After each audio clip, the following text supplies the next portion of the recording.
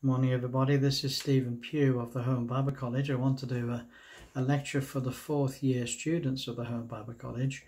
This is lecture number 40 and it's on the subject of the Christian minister and finances.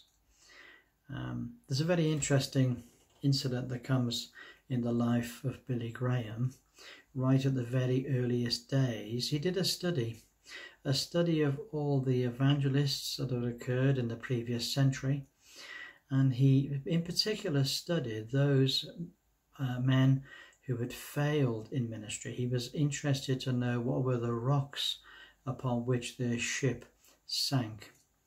And he discovered that there were various key things which were the problem. There were certain key things which caused them to fail in ministry.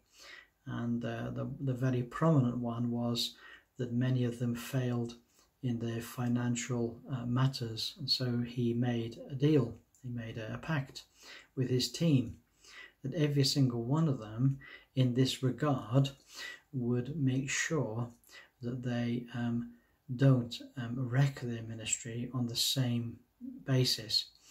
And certain principles were set up and certain agreements were made whereby they would set up an institution where all finance is taken out of his hands. And that meant, of course, that they were just paid an ordinary salary by the institution. The Billy Graham Evangelistic Association just pays a simple salary. And this is something which prevented difficulties and scandals from occurring in this great man's ministry. Whatever we might think of him, whatever we think of his theology, he was great in many ways. And this is something that every evangelist needs to really take note of. Scripture is very clear about this. It says that he's not a minister is not to be a lover of money.